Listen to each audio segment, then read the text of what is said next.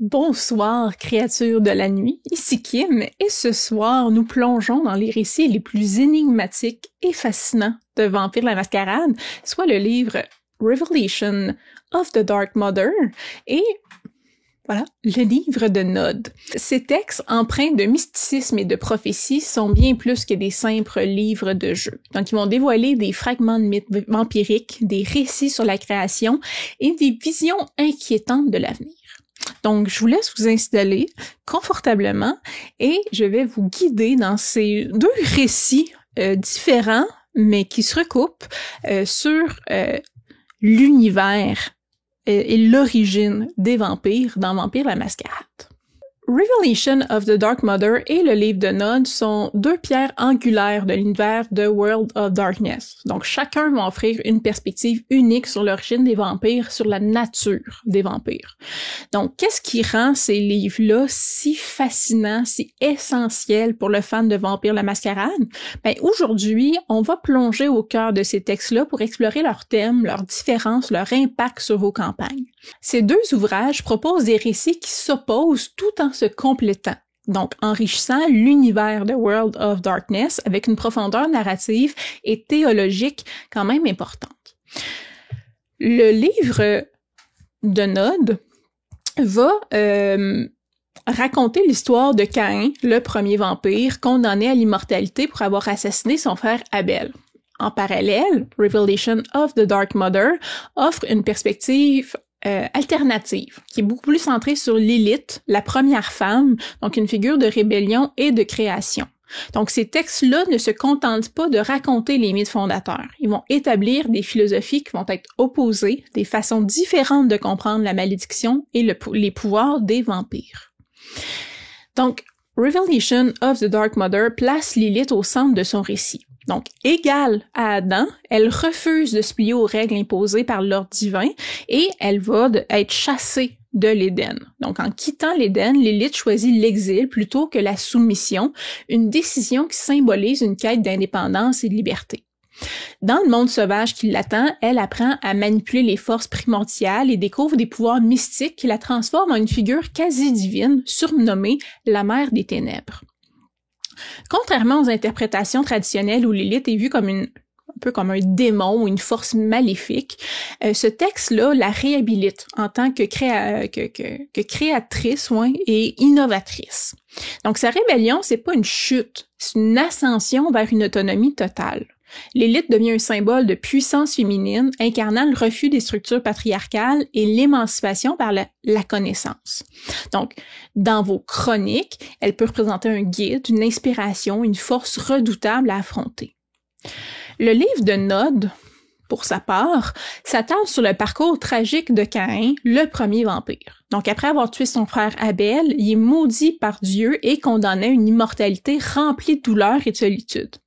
Contrairement à Lilith, qui a choisi son destin, Caïn est victime de sa propre faute et est contraint d'accepter une existence marquée par la culpabilité et le rejet divin. Donc, son récit explore les thèmes quand même assez profonds là, de la punition, de la rédemption inaccessible, la lutte pour survivre dans un monde qu'il rejette. Donc, Caïn, en créant d'autres vampires, impose à ses descendants des règles strictes pour garantir leur survie. Donc, ces lois deviennent la base de la société vampirique, marquée par la hiérarchie et l'ordre. Là où Lilith vraiment représente une philosophie du chaos créatif, Caïn incarne la nécessité de l'ordre, même au prix de la liberté individuelle. Donc, Lilith et Caïn offrent des philosophies diamétralement opposées. Lilith embrasse la liberté, la création, la rébellion, alors que Caïn symbolise la culpabilité, le poids, la punition et la survie par l'ordre. Donc, ces deux figures-là vont enrichir la mythologie vampirique en ouvrant des portes à une multitude d'interprétations et de choix narratifs. Pour les joueurs et les conteurs de Vampire la Mascarade, ils représentent des archétypes puissants, des sources d'inspiration qui peuvent façonner les intrigues complexes et émotionnelles. Donc, en explorant les textes de ces deux ouvrages-là, vous faites pas seulement voyager dans un passé mythologique là, des vampires, vous plongez vraiment dans des réflexions sur le pouvoir, sur la liberté, sur la culpabilité, la nature même de l'humanité. Donc, un moment clé dans les récits du livre de Nod et de Revelation of the Dark Mother, c'est la rencontre entre Lilith et Caïn. Donc, cette interaction-là, bien qu'elle est centrale dans les deux textes, est interprétée de manière radicalement différente, soulignant les priorités narratives de chacun. Donc, dans Revelation of the Dark Mother, Lilith joue un rôle crucial en devenant la mentor de Caïn. Donc, après l'avoir trouvé errant, brisé par la malédiction divine, elle reconnaît en lui un être maudit mais porteur d'un immense potentiel. Donc, Lilith lui enseigne ses secrets mystiques, notamment les disciplines vampiriques qui deviendront le fondement des pouvoirs surnaturels là, de sa lignée vampirique. Ces leçons-là, imprégnées de poésie, de rituels mystiques, symbolisent la transmission de connaissances interdites. Cependant, Lilith n'agit pas seulement par altruisme. Elle manipule également Caïn, voyant en lui un instrument pour accomplir ses propres desseins. Donc, cette relation-là est à la fois celle d'un guide et d'une manipulatrice, renforçant l'ambiguïté de Lilith en tant que figure de puissance et de mystère. En revanche, dans le livre de Nod, leur rencontre est réduite à une interaction brève et très fonctionnelle. Donc, Lilith est représentée comme une initiatrice éphémère. Elle va aider Caïn à comprendre sa nouvelle condition avant de disparaître. Donc, ce rôle secondaire-là contraste fortement avec son statut central dans Revelation of the Dark Mother, où elle est dépeinte comme une supérieure, voire indispensable à Caïn. Cette différence-là illustre comment chaque texte met en avant une figure spécifique, modelant ainsi deux visions mythologiques distinctes.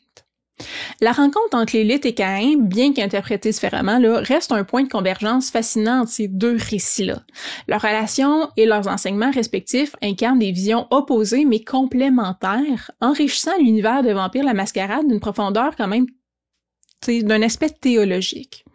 Que vous soyez attiré par la rébellion et le mysticisme de Lilith ou par la discipline et la tragédie de Caïn, ces textes offrent un terreau fertile pour explorer des dilemmes philosophiques et moraux au cœur de World of Darkness. Gardez en tête aussi que ces deux figures centrales-là ont leur culte respectif dans les nuits modernes, que ce soit l'Église de Caïn, qui est un culte majeur important, ou les Bahari, qui est un autre culte majeur important. Chacune de ces figures centrales-là va inspirer les vampires et leur comportement. Donc, Revelation of the Dark Mother développe les enseignements de Lilith sous la forme de poèmes, des paraboles, des rituels qui expriment une philosophie puis d'une liberté là vraiment radicale, d'émancipation par la connaissance interdite. Donc, Lilith encourage ses disciples, à explorer les aspects les plus sombres de l'existence, voyant dans ces expériences-là une voie vers l'éveil spirituel. Donc, elle critique ouvertement les structures de pouvoir, qu'elles soient divines ou vampiriques, et elle exhorte ses adeptes à rejeter les lois imposées pour embrasser une anarchie contrôlée. Donc, sa doctrine, valorise la transformation personnelle et la maîtrise de soi, perçues comme des actes de défiance contre toute autorité. À l'opposé, le livre de Nod présente Caïn comme un législateur pragmatique. Donc, il est marqué par les conséquences de sa malédiction et il va imposer des lois strictes à ses descendants pour préserver leur survie. Donc, ces règles-là, qui régissent la création de nouveaux vampires, leur coexistence avec les humains, la préservation du secret de leur existence, vont refléter une vision rigide et très utilitariste. Donc, Caïn considère l'ordre comme une nécessité dans un monde hostile où la moindre erreur peut entraîner l'anéantissement carrément de tous les vampires. Donc, les doctrines de Lilith et les lois de Caïn incarnent des visions philosophiques aux deux opposés d'un spectre. Lilith va valoriser la liberté individuelle, le chaos créatif, le rejet de la conformité, alors que Caïn prône la discipline collective, la hiérarchie et la survie par la structure. Donc, c'est deux perspectives qui vont refléter une tension universelle entre autonomie, communauté, entre chaos et ordre, qui va enrichir donc la mythologie vampirique. Ces deux textes vont adopter des structures fragmentées, mêlant vision, poème, récit parabolique, mais leur style va quand même différer. Dans Revelation of the Dark Mother, les textes sont empreints de mysticisme, de fluidité. Donc, les visions de Lilith la décrivent comme une figure polymorphe, tour à tour femme séduisante, bête sauvage ou ombre menaçante. Ces enseignements sont présentés comme des révélations cryptiques, accessibles uniquement à ceux qui osent y plonger. Donc, le style renforce l'idée de la vérité sur Lilith, que la vérité sur Lilith est vraiment insaisissable, ça va refléter sa nature complexe et subjective. En contraste, le livre de Nod, adopte une tonalité plus solennelle, plus prophétique.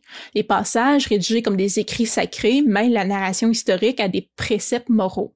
Donc ce style-là donne au texte un aura d'autorité et d'inflexibilité, en accord avec les thèmes de discipline puis hiérarchie qui traversent le texte.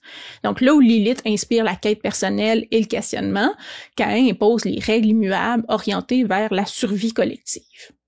Les textes de Revelation of the Dark Mother et du livre de Nod sont pas de simples éléments de lore, mais vraiment des trésors mythologiques qui enrichissent l'univers de Vampire la Mascarade. Donc ces ouvrages-là vont offrir une profondeur spirituelle, philosophique qui va transcender leur rôle de document narratif.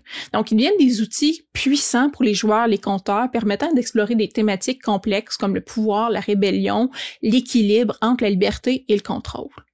Le livre de Nod constitue la base des traditions vampiriques, carrément rien de moins, avec des récits prophétiques et ses règles fondatrices. Donc c'est un texte sacré pour de nombreux vampires, là, qu'on parle de l'église de Caïn, le sabbat en général, une multitude de clans, de sectes et de cultes vont être basés là-dessus, souvent interprétés comme un guide moral ou un rappel des conséquences tragiques de la malédiction de Caïn. Dans une campagne ou une chronique, il peut servir d'objet de quête, de source de conflit entre les lignées ou d'outil de manipulation par les anciens cherchant à renforcer leur autorité. Donc, il évoque les thèmes d'ordre, de hiérarchie, discipline, et ça offre un cadre structuré pour les intrigues centrées sur les tensions entre les générations de vampires. À l'opposé, Revelation of the Dark Mother propose une perspective beaucoup plus subversive, centrée sur Lilith, sur sa philosophie de liberté radicale. Donc, ce texte-là, mystique, est souvent associé à des sectes ou à des mouvements hérétiques dans la société vampirique, introduisant un élément de chaos puis de rébellion.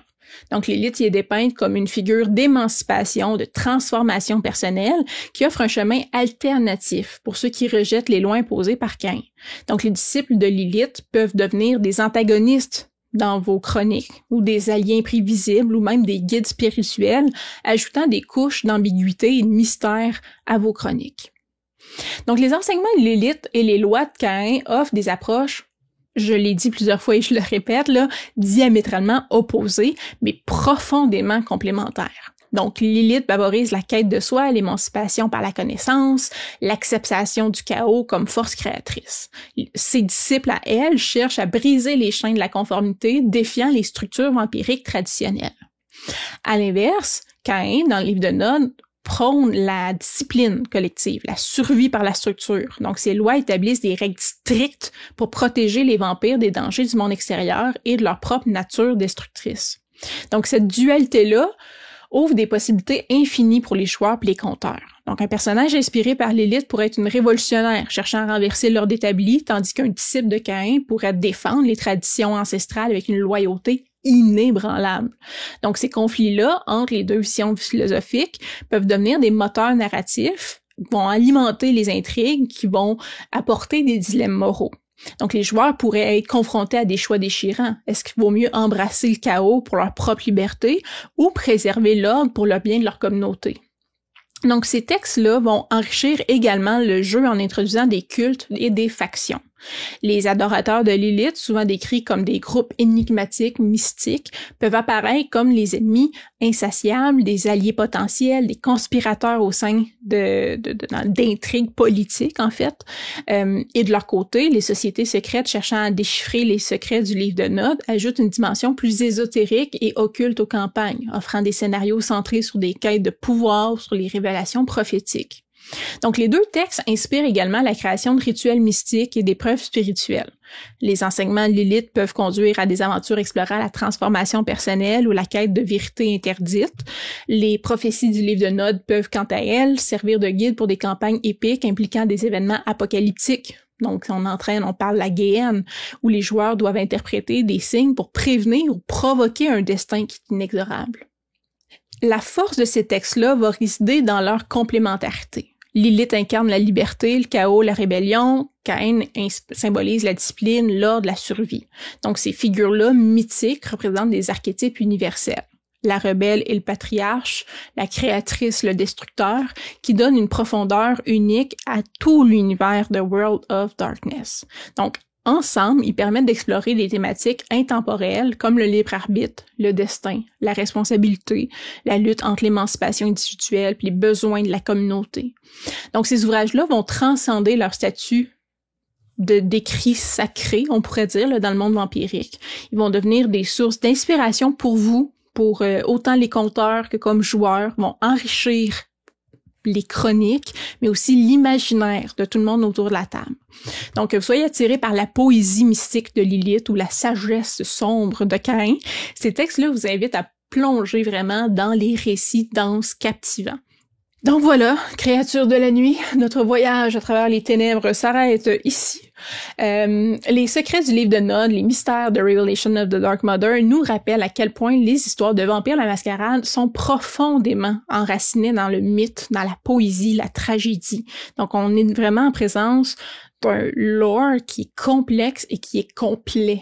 Donc, c'est des invitations à réfléchir sur notre propre humanité, sur ce qui en reste, si nous sommes des créatures de la nuit, et nos responsabilités aussi.